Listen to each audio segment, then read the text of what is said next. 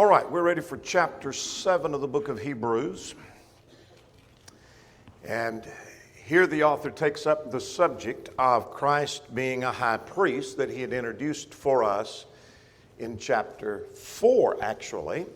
Developed it a little further in chapter 5, stopped off dealing with that in greater detail because of their lack of maturity, and then stops and talks to them about their lack of maturity and their needing to grow, chapter 6, and then comes back to that subject again and presses on deeper into the matter of him being a priest after the order of Melchizedek. Now, there's a footnote to learn here, and that is the answer to immaturity is to press forward with meatier matters. Notice what he doesn't do here. He doesn't say that you're not quite able to handle all the meat, so I'm just going to stay away from the meat and stay with milk all the time. And so the rest of the book is about milk of the word. And so it's just going to be quite simple, quite basic, nothing really to add any depth. But that's not what he does. He stops and warns them, you need to grow and you need to mature and you need to go further. But let me go back to where we need to be and let's press further into the meat. Does that make sense? And so when we have people that are weak and they can't handle some of the weightier matters of the gospel, we need to warn them about their immaturity. We need to then go further and press into the meatier things. They may not get it all. They'll get some of that, come back and hit it again, and they'll get more of it later. And that's exactly what happens here in this context. So let's talk about where we've been and where we're going with this chapter in this book. Two major sections of the book. We're still in the first section where Christ is the way, and we're talking about the superiority of his priesthood. We've talked about the superiority of his person, and now we're talking about the superiority of his work, the superiority of his priesthood. And that's going to carry us through the end of chapter 20, verse 28 of chapter 7. All right, let's review the first 6 chapters. What was chapter 1 about? All right, he's superior to prophets and to angels. Chapter 2.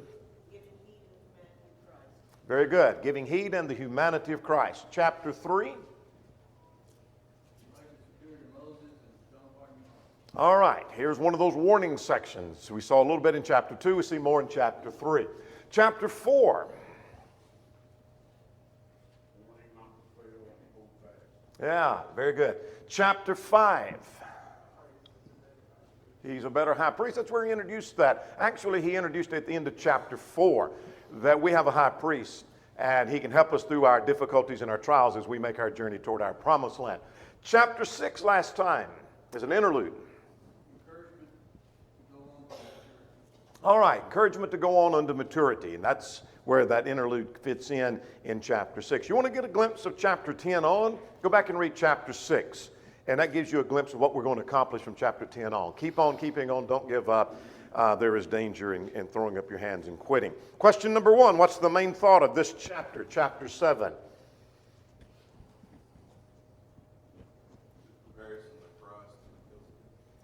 All right. There is a comparison that Christ is like unto Melchizedek in his priesthood. What else? All right. It's forever. All right, that's good. I'm fishing for something. These are good answers. Say again. Bingo. Superior to the Levitical priesthood. It's superior to the priesthood under Moses' economy. Make sense? So that's his argument. He is like unto Melchizedek, and that makes him superior to the Levitical priesthood that the Judaizing teachers are trying to get you to go back to. They're trying to get you to go back to Moses' system and to the Levitical priesthood, the priesthood of Aaron. And Christ's priesthood is superior to that because it's like unto Melchizedek, because it was superior to the Levitical priesthood. Make sense? That's the point in the argument that he's making. All right, we've looked at this slide several times about there's a doctrinal section followed by a warning, a doctrinal followed by a warning, a doctrinal section followed by a warning. We're back in the doctrinal section of the better covenant, better promises, better priesthood. And so we're in chapter 7. That's going to carry us through chapter 10. And then he's going to stop in chapter 10 talking about being steadfast. He comes back to a little bit of the doctrinal in chapter 11. But this is our last run through a major doctrinal section really, though we do have the examples of faith, but this is the last push as we get through chapter 10 and verse 18, and then he's rolling into application from there. Make sense? Where we're going and where we've been. All right, we call chapter 7, the priesthood of Christ is superior to the Levitical. That's his argument and that's his point. We're going to look at the first two sections, and you'll finish the rest of that next time. The priesthood of Melchizedek was superior to the Levitical. That's the argument of verses 1 to 10. And then he's going to talk about there was a change in priesthood. That's a very powerful section. By that, we need to be familiar with the terminology and the language of verses 11 to 19a, and then the priesthood of Christ is superior to the Levitical. He comes back to that flow in that argument again. Make sense? So if we walk away with saying, okay, Christ is a priest like unto Melchizedek, and that made his priesthood superior to the Levitical priesthood, we've got the point of chapter 7. That's the part that they perhaps are not mature enough to grasp and to get. And that's why he paused in chapter 6 for that interlude. All right, let's go back to our question. Let's go to question number 2. Any references to or quotations from the Old Testament? What do you have?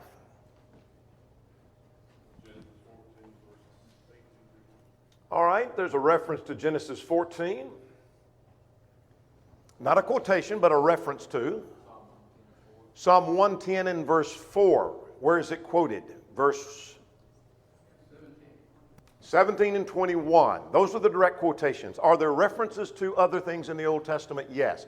The battle in Genesis 14, the historical event of Genesis 14. We'll get to that in a moment. We'll cite that and go back and look at that. But there's not a quotation from there. Here's direct quotations, and that is verse 17, verse 21, quotes from Psalm 110, verse 4. Now, let's stop and footnote and make a practical conclusion from that. That there is a time and a place to take a simple phrase from a simple context without looking at everything that's in the context, not lift it out of context, but take a simple phrase and drive home a point. Does that make sense? Preachers do that all the time. They take a phrase, maybe put it in its broader context, but then come back and drive home a lesson after lesson after lesson. And so he takes this, he's a priest forever after the order of Melchizedek. That was a promise, Psalm 110 and verse 4. And the whole chapter is built on that principle, and he's driving that home again and again and again. Make sense? Here's another practical lesson. If you don't have an answer to question number 6, here's another practical lesson we learn from this context. He makes inferences from Psalm 110 and verse 4. You say, I didn't get that. Well, go back to Psalm 110 and verse 4, or the quotation. It's quoted verse 17. Just look at verse 17 or look at verse 21 or turn to Psalm 110. It's the same thing. And look at that and see if you see where it says in exact wording, the priesthood of Christ is superior to the Levitical priesthood. Anybody see that? It's not mentioned, is it? And yet that's his conclusion, isn't it? Isn't that the point? He cites this and is basically saying, my conclusion from that verse is the priesthood of Christ is superior to Levitical priesthood. And he got that out of this verse. So he's arguing from implication and inference. Does that make sense? All right, here's the lesson we learned. Not every principle is directly stated. Sometimes it's implied or inferred. Does that make sense? Yes. Somebody said yes. All right, yes. That's the correct answer. All right. Questions or comments on that? All right, let's go back to the flow of verses 1 to 10. That's the first major section. The priesthood of Melchizedek was superior to the Levitical. Before we do that, I meant to go back to my questions here. Let's get a couple of these out of the way. Let's go to question number 3. How does this chapter encourage those to whom it was written? If you were in the church in Palestine that receives this letter and you read it, what does this say to you?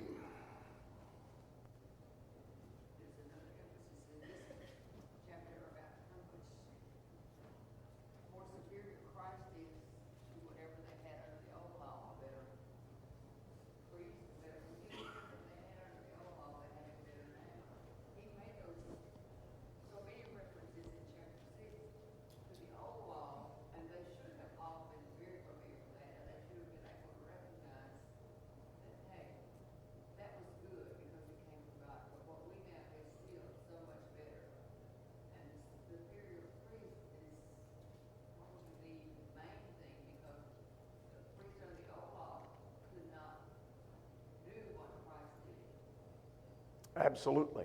Good point. Good point. That if you go back and let these Judaizing teachers carry you back, you're going to something inferior, and you're giving up salvation, etc. And so it meant a lot to them. Question number 4, how does this relate to us? What do you get out of chapter 7? You're not being bombarded by someone trying to get you to go back to Judaism, so does it mean anything to us?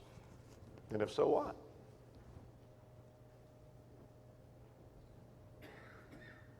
I keep thinking about he's the high priest now. Every time I read it, I think about Melchizedek. He's gone. He's dead. But Christ is still alive. All right. It tells me we have it would have been exciting to live under the Old Testament period, wouldn't it? And to go into the tabernacle, gone to the temple and seen the priest operate, and yet we have a better priesthood. That's what this chapter means to me. This chapter means to me that there's been a change in the law, and I'm thankful there was a change in the law, aren't you? And because if there wasn't a change in the law, then we couldn't have a high priest now. And thirdly, it tells me what Christ is doing now for me. That encourages me. Verse 25, he ever lives to make intercession for us. Anything else? All right, we'll come back to question 5 here in a moment, but let's go further now. Let's talk about the priesthood of Melchizedek being superior to that of the Levitical priesthood and what this all says. Now, he had introduced that idea, remember, in chapter 5. And so he talked about him being a priest forever after the order of Melchizedek. Chapter 5, verses 6 through 10, and chapter 6 and in verse 20. And so his argument is that that the priesthood of Melchizedek is superior to the Levitical priesthood, and thus, if the priesthood of Christ is likened to it, like the promise of Psalm 10, then it's got to be superior. Now let's talk about him being a king and a priest. Let's go to verse 1. For this Melchizedek, king of Salem and priest of the Most High God. All right? We're just going to follow these 5 points right here. First of all, he was king and priest. He was king of Salem and priest of the Most High God. He's only mentioned in 2 places, by the way, in the Old Testament. And they are, and you ought to know these because we've already mentioned them. Where are the 2 Old Testament references where Melchizedek is mentioned? Genesis 14, Psalm 110, that's it. So we don't know a whole lot. What we know about him is in the Old Testament is found there. He's only mentioned in 3 chapters in the New Testament, and they are obviously in the book of Hebrews, and those 3 chapters are 5, 6, and 7. That's it. You won't find anything about Melchizedek anywhere else. All right. He was said to be king of Salem. Salem is thought, the ISBE says, the general opinion among the Jews was that Salem was the same as Jerusalem, according to Josephus in Antiquities of the Jews. I think that's perhaps right, though there may be some argument against that. But be that as it may, he was king of Salem, which probably was Jerusalem, and then he is said to be the priest of the Most High God. That is, he was king and priest at the same time. Now let's go back to Zechariah. We mentioned this before, and I do not apologize for mentioning this again. Go back to the book of Zechariah, chapter 6. You need to be familiar with this. You might make a marginal note. If you can't remember this verse, then make a marginal note somewhere that'll jog your memory. Zechariah 6, 12 and 13. There is a prophecy about the branch, obviously a reference to Christ. And in interest of time, I want to notice at verse 13, he shall rule on his throne and shall be a priest on his throne. Christ would be a priest on his throne. He'll be a king and a priest at the same time. Now, there's several lessons we learn from that. If he's not king now, as our premillennial friends argue, then he's not priest now. And if he's not priest now, he's not king now. He's king and priest at the same time. Make sense? He's king and priest at the same time. And that's how Melchizedek was. He was king and priest at the same time.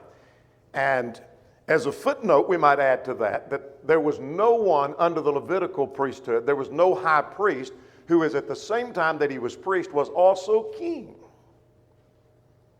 Does that make sense? He's king and priest at the same time. He's king of the Most High God and he's priest. Priest of the Most High God and king of Salem. Now here's the second thing about that. He was appointed priest and not through descent. Look at verse 3a. I'm skipping verses 1 and 2, 1b and 2 on purpose. And we'll come back to that. Without father and without mother, without genealogy. Does that mean he doesn't have a father or mother? No, it doesn't mean that. What does it mean he's without father and mother and without genealogy, having neither beginning of days nor end of life? Does that mean he didn't have a beginning or end, therefore he's eternal?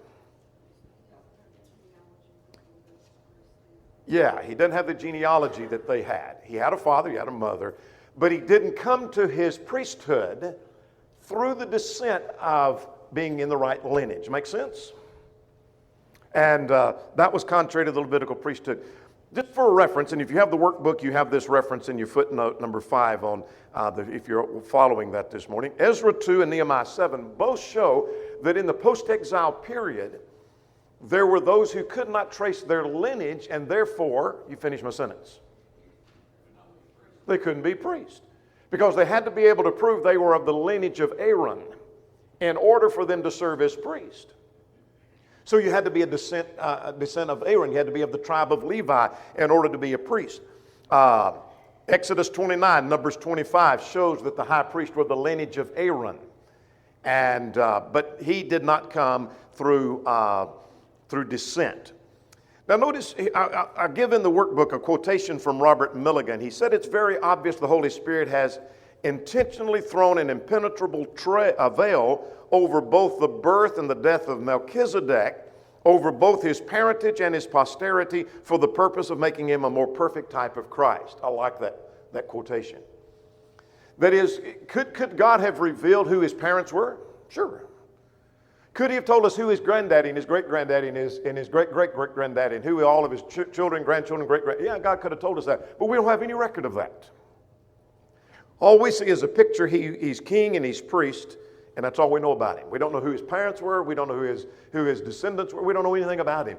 And it seems as if God has thrown a veil over all of that, as Milligan argues, to make him more like unto Christ, because there's not anyone around who can tell you who his parents and grandparents and his children and grandchildren are. Make sense? And so God threw a veil over that, as Milligan suggests to us, for the purpose of making him. So he did not come through descent. Here's the third thing. There's no predecessor and no successor. Look at verse 3b. 3b, that neither beginning of days nor end of life, but made like the Son of Man, remains a priest continually. What does that suggest to you? Continually. Forever. Does that mean he's still priest now? No. I'm not talking about Christ. I'm talking about Melchizedek. No, he's not alive. He's not living now. It means he's a priest continually in the sense that it's a one high priest priesthood.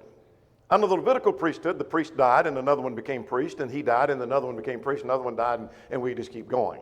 And there was not one priesthood. But with Melchizedek, when you talk about the priesthood of Melchizedek, he's continually the priest of that, in the sense that he had no predecessor, he had no successor. That's all there was to the priesthood of Melchizedek, was Melchizedek. That's it. And so that's like unto Christ as well. We'll come back to that in just a moment. Now let's talk about the real argument he's making. Abraham paid tithes to Melchizedek. Now let's go back and get verses 1 and 2. Then we'll get 4 to 8, and we'll go back to the case. Well, let's go back first to Genesis 14. Let's do that first. There's very little said in Genesis 14 about the historical event. This is where Abraham went to rescue Lot in the battle. And as he was returning, notice beginning at verse 18. Then Melchizedek, king of Salem, brought out bread and wine. He was the priest of the God Most High. All right, we already know that. And he blessed him and said, Blessed be Abraham of God Most High, possessor of heaven and earth, and blessed be God Most High, who has delivered your enemies into your hand. And he, that is Abraham, gave him a tithe of all. How do you know that was what he's talking about? That it was Abraham who gave the tithe to him? Because Hebrews 7:4 says that's what happened. So he blessed Abraham, being a high priest. He's one who could dispense the blessings of God. And so he gave a blessing to Abraham, and Abraham received that, and then Abraham turned around and paid tithe to him. And there's an argument to be made from that. So let's see what that is. Let's go back to Hebrews 7. Let's go back to the end of verse 1. Who met Abraham returning from the slaughter of the kings and blessed him, to whom Abraham gave a tenth of all, first being translated king of righteousness. That is, king of Salem means king of righteousness is what that means. And also he was king of, and then also king of Salem, meaning king of peace. Salem means peace. And so he was king of peace, making him a type of Christ. He's the king of righteousness. He's the king of peace. Make sense? He's the king of Salem, meaning he was the king of righteousness. That was the first wording of that. And then he's the king of peace. Now then, let's drop down to verse 4. Now consider how great this man was, to whom the patriarch Abraham gave a tenth of the spoils. He gave a tithe to him. What does it mean he gave him a tenth of the spoils? The American Standard. Anybody have the New American Standard? Tell me what it says. Gave him what? A tenth? It says a tenth of the choicest spoils. Tenth of the choicest spoils. The American Standard says, let me find it, chief spoils. In other words, he gave him not only a tenth. You could give a tenth, I suppose, and give the lesser tenth. He gave him the best of the spoils. That makes sense? He gave him the cream of the crop, is what he gave him. He gave that to Melchizedek. Now, here's his argument. Under the Levitical priesthood, let's go further and get the argument. Verse 5. Now, indeed, those who are the sons of Levi and have received the priesthood have a commandment to receive tithes from the people according to the law. That is, the high priest received tithes from their brethren. Why? Because God commanded it. And that is from their brethren, though they come from the loins of Abraham. So they were giving tithes by commandment. Is there a commandment where Abraham had to give tithes to Melchizedek? No. There is no record of a commandment. Why did he give him tithes? Because he thought, you finish my sentence, that Melchizedek was worthy, making him superior to him. Make sense? Now, under the Levitical priesthood, those who received tithes, that is, as you brought the tithes to the high priest, that wasn't because you thought he was superior. You were doing it because of command. So his argument is that Abraham was saying in giving tithe, he was making the point he was superior. That is, Melchizedek was superior. Does that make sense? The very giving of tithe means he was superior. All right, now let's get verse 6. But he whose genealogy is not derived from them received tithes of Abraham and blessed him who had the promises, and beyond all contradiction, the lesser is blessed by the greater. That is, when Abraham received a blessing from Melchizedek, the lesser receives a blessing from the greater. So he's saying that historically, go back and read the account in Genesis 14, argues for the fact that Abraham and Melchizedek both recognized that Melchizedek was superior to Abraham. Does that make sense? Now let's go further and get verse 7 and 8. Verse 8. That here mortal men receive tithes, talking about the Levitical priesthood, but there he receives them, of whom it is witnessed that he lives. What does that mean? What's verse 8 about?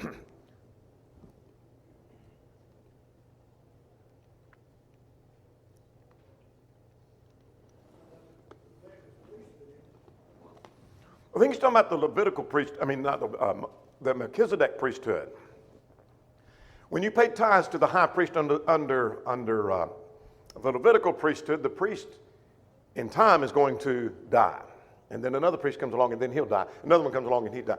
The only picture we have of Melchizedek is that he didn't die, but he lives. The whole priesthood, he's alive. And so I think that's what he's talking about. The same is true with reference to Christ. His priesthood is that he's alive, and that makes him indeed superior. We're making sense so far? Let's get verses 9 and 10 now. Levi, through Abraham, paid tithes to Melchizedek. Now we're going to wrap all this together and then get the next section. Let's get verse 9. Even Levi, who receives tithes, that is the Levitical priesthood, those who are in the high priest, they are descendants of Levi. They paid tithes through Abraham, so to speak. That expression, so to speak, means don't take this literally. Levi did not literally, he was not literally there because he wasn't born yet. So how did Levi pay tribute or tithe to Melchizedek? Do what? Through Abraham, because he was still in the loins of his father when Melchizedek met him. Make sense? Since Levi is a descendant of Abraham, then any descendant of Abraham was paying tithes through him, so to speak, in a figure of speech. That makes sense? So let's get his argument here, that the priesthood of Melchizedek was superior to the Levitical priesthood. Well, how do we know that? Well, he was king and priest at the same time. That wasn't true of any Levitical priest. He was appointed priest, not through descent. That wasn't true of the Levitical priesthood. He had no predecessor, no successor, and that's not true of the Levitical priesthood. Abraham paid tithes to him, showing that Abraham recognized the greatness. And since Abraham's descendant is Levi, Levi then paid tribute to him. So the argument from Genesis 14 is that Melchizedek is superior to Levi. That's his whole argument. And he learned that from Genesis 14, another point of implication. Questions or comments? It's really driving the point, that point home to the Jews who held Abraham in such high esteem. He's taking it away and showing that Abraham is inferior Yes. to this man we are talking about. Yeah. Good point. Yeah, we be children, even by the New Testament time, we be children of Abraham. Great descendants of Abraham they were, they thought at least. All right, now this is an important section. Not that the others are not, but this is very practical. There's some things you need to underline, you need to take note of, and hopefully keep in mind. There's a change in priesthood. There had to be a change in priesthood. If Christ is a priest like unto Melchizedek, then there had to be a change in priesthood. And that's because, verse 11, of the imperfections of the Levitical priesthood. So let's quickly get that section. Verse 11 rather. Therefore, if perfection were through the Levitical priesthood, for under it the people received the law. Now, that parenthetical phrase connects law and priesthood together. They are inseparably connected. The law and the priesthood are inseparably connected. Get that point. The law and the priesthood are inseparably connected because if one changes, something has to change with the other. Make sense? All right. Now, what further need there if for another priest should arise after the order of Melchizedek and not be called according to the order of Aaron? Now, he's alluding to Psalm 110 in verse 4. And you say, how do you know he's alluding? Because he quotes it later, but he's alluding to that. There was a promise of one coming like unto Melchizedek. That was not in Genesis 14. The only other reference is Psalm 110. It's got to be it. So that's what he's talking about. So if there was perfection under the Levitical priesthood, you wouldn't need another one coming that Psalm 110 promised about. But it did promise another one, so that means that one was inferior. So how was it inferior? Well, it was not able to do what? It wasn't able to take away sin. The blood of bulls and goats cannot remove sin, Hebrews 10, verse 4. And so the Levitical priesthood was not able to do that. And so because it was not able to take away sin, that's why we need something better. It wasn't that God made something imperfect. God never designed it to take away the sin. So there had to be a change in priesthood because something better had to come along to take away sin. That required a change in the law. So look at verse 12. If we don't get any further, let's get verse 12. For the priesthood being changed, there of necessity must also be a change in the law. Why?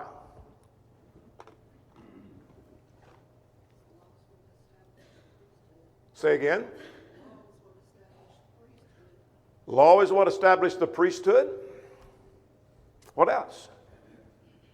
What does he say in verse 13 and 14?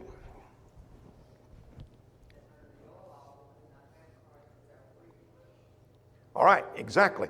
Because our Lord, verse 14, arose out of Judah. But priest had to come from the tribe of Levi, Exodus 29. So as long as that law's in play and you go back to that law, then Christ can't be priest. So if we go back under that law, then Psalm 110 is never going to be fulfilled. Make sense? But it says there's going to come another priest. So there had to be a change in the law. Now here's a powerful point. The old law and the new law are different. A change in priest means there was a change in the law. You agree? Isn't that what he just said? But if there's no change in the law, which some argue today, the Seventh-day Adventists said there's no change in the law. Many of our denominational friends go say we need to go back under the law and use that as our standard. Justify instrumental music, etc., etc. So they say there's no change in the law. You may not be aware, but there are some brethren who have taught the one covenant concept. It is an outgrowth of a perversion of the divorce and remarriage controversy. It started in some brethren, they took it to the Philippines and kind of grew back over in this direction. But be that as it may, there's this concept that there's one continuous covenant. There are not two covenants, it's all one continuous covenant. There hasn't been a change. We're under the same covenant that we've always been under. All right? No change in the law. If that's the case, then there's no change in priest. And so Christ is not our priest. If we're still under the old covenant, then Christ cannot be our priest. Would you agree with that? Then you don't have a high priest. And you don't have a sacrifice for your sin. So if there's no change in the law, then there's no change in the priesthood, because priesthood and law are inseparably connected. Look at verse 12. I'm trying to drive this point home. For the priesthood being changed, there had to be a change in the law. Why is that? Because he was of the different tribe. There had to be a change in the law. And there was a change in the law. And that's what he's going to argue for us here in this context. All right? Now let's go back. Because Christ was of the wrong tribe. Now, yet, look at verse 15. And it is yet more evident that if the likeness of Melchizedek, there arises another priest. He's pointing to what? Psalm 110, verse 4. He's about to quote it. Who has come not according to the law of fleshly commandment, that is the Old Testament law, but according to the power of an endless life. What enables him to be a priest? He was raised from the dead. That's the power of an endless life, in contrast to the flesh. He didn't come from the vantage point of being a priest through fleshly descent, like the Levitical priesthood. For he testifies, you are a priest forever. There's the endless life. You are a priest forever according to the order of Melchizedek. Make sense? So his argument is there had to be a change in the law because he was not of the tribe of Levi. He was of the tribe of Judah, of which Moses spoke nothing concerning priesthood. All right. He said, and yet, Psalm 110 said he was coming to be, someone was coming to be priest according to the order of Melchizedek. If someone was going to be like unto Melchizedek and be priest, the law had to change, or that passage is wrong. You see how he's arguing from implication? Necessary inference. So then what happened? Well, let's look at 18 and 19. Let's get that. We're about done here. And I wanted to get there because that's where Doug's going to hopefully get in his class, and he's going to pick up here and continue on next week. For on the one hand, there is the annulling of the law. What does the word annul mean? To take away. There is the annulling of the law because, I've lost my place, verse 18, of the former commandment because of the weakness and unprofitableness, and for the law made nothing perfect. There are three expressions there that show why the law was annulled or taken away. Why was the law taken away? Here's the first phrase. Because of its weakness, its unprofitableness. Number two, and it made nothing perfect. They mean the same thing. In other words, it couldn't take away sin. Doesn't mean it wasn't a good law. God made it. It was perfect for what it was designed to do, to bring men unto Christ. But it couldn't take away sin. It never was designed to take away sin. Make sense? Never was designed to do that. And then we're really getting into the argument made for the next section. It brings in a better hope, and we're able to draw near unto God. So his argument is the old law had to be annulled and taken away, and a new law had to be established. So we're under a different law now that was promised in Jeremiah 31. Make sense? So if you don't get any other point from this section, go back to verse 12. The priesthood being changed, there had to be a change in the law. So when someone says, well, we're still under the Old Testament, well, if so, then we don't have a high priest. We don't have a high priest. Oh, yeah, we got Christ a high priest. No. You can't have it both ways. You can't have it both ways. If we're under the Old Testament law, then he had to be of the tribe of Levi, so Christ is he's unlawfully made himself priest under a system that he doesn't fit. It's not going to work. Where is your temple? Where are your Levitical priests at? Where are they at today? Where are your sacrifices? On and on. And good point. And how would you know? If I said, I am of the tribe of Levi and I'm a high priest, what would be your next question? And how could I prove it? I can't. Because records were destroyed from AD 70 on. There's not a Jew around that can tell you which tribe he came. He can say, oh, I'm of the tribe of Judah. Show me. You can't do it. Not a single one can. There's not a person on the face of the earth who can declare and prove they are of the tribe of Levi. Not one. Not one. Make sense? All right. Questions. Let's go back to our questions. I said we come back to question number 5. What do you see in this chapter that shows the Old Testament's been taken away and the New Testament is now our guide? If you miss this, I'm sorry. Verse 12. Bingo. That's what I was hoping somebody would say. Verse 12. There's been a change in the law because that had to be done. Anything else on question 5?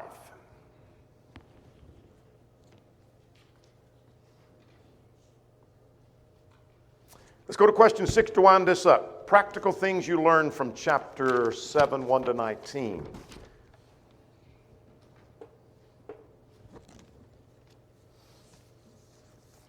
What do you take home with you? We got 30 seconds maybe, if we're lucky.